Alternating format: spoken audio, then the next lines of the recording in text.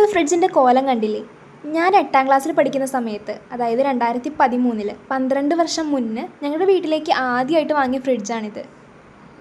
ഇപ്പോഴും ഞങ്ങൾ ഈ ഫ്രിഡ്ജ് തന്നെയാണ് യൂസ് ചെയ്യുന്നത്. പക്ഷേ എന്താ ഒരു കുഴപ്പമുള്ളതെന്ന് വെച്ച് കഴിഞ്ഞാൽ ഇതാകെ തുരുമ്പെടുത്ത് പെയിൻറ്റ് പോയി കാണാനൊരു ഭംഗിയില്ലാണ്ടായി. കൂളിങ്ങിനൊന്നും യാതൊരു കുഴപ്പമില്ലാത്തതിനാൽ മാറ്റാനായിട്ട് തോന്നുന്നുമില്ല. 12 വർഷം കഴിഞ്ഞിട്ടും ഇപ്പോഴും നല്ല കൂളിംഗാണ് ഫ്രിഡ്ജിന്. അപ്പോൾ കാണാനൊരു വൃത്തിയായിട്ട് ഇരിക്കാൻ വേണ്ടിയിട്ട് ഒരു മേക്ക് ഓവർ കൊടുത്താലോ വിചാരിച്ചു.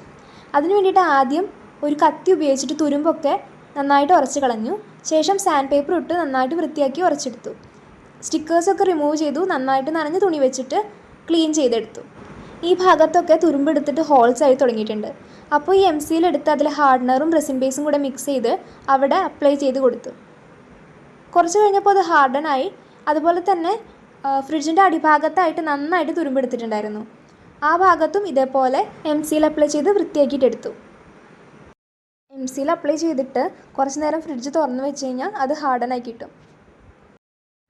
ഇനി ഫ്രിഡ്ജിൻ്റെ പുറം വശവും ഡോറൊക്കെ കവർ ചെയ്യാൻ വേണ്ടിയിട്ട് വാൾപേപ്പറാണ് യൂസ് ചെയ്യാമെന്ന് വിചാരിച്ചത്. ആദ്യം ഈ വാൾപേപ്പർ എടുത്തെങ്കിലും പിന്നീട് അത് വേണ്ടാന്ന് വെച്ച് വേറൊരു വാൾപേപ്പറാണ് ചൂസ് ചെയ്തത്. ഈ വാൾപേപ്പറിനൊരു ടൈലിൻ്റെ ലുക്കാണ്. അതുകൊണ്ടാണ് ഞാൻ സെക്കൻഡ് വാൾപേപ്പർ ചൂസ് ചെയ്തത്. ഫസ്റ്റ് ചൂസ് ചെയ്ത വാൾപേപ്പറാണോ സെക്കൻഡ് ചൂസ് ചെയ്ത വാൾപേപ്പറാണോ നിങ്ങൾക്ക് ഇഷ്ടമായെന്നൊന്ന് കമൻറ്റ് ചെയ്തോളൂ കേട്ടോ. എനിക്ക് രണ്ടാമത്തെ വാൾപേപ്പറാണ് കൂടുതൽ ഇഷ്ടമായത്. അതിൻ്റെ തന്നെ 2 കളർ എൻ്റെ കയ്യിൽ അവൈലബിൾ ആയിരുന്നു. ഒന്ന് ഒരു ബ്ലാക്കും പിന്നെ ഒരു മെറ്റാലിക് സിൽവർ കളറും.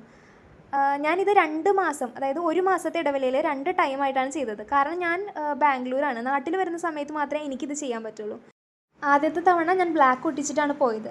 എന്നിട്ട് രണ്ടാമത്തെ തവണ വന്നപ്പോൾ സിൽവർ ഒട്ടിച്ച് കംപ്ലീറ്റ് ചെയ്തു. ഇങ്ങനെ ഒരു 2 ഷെയ്ഡിലാണ് ഞാൻ കംപ്ലീറ്റ് ചെയ്തത്.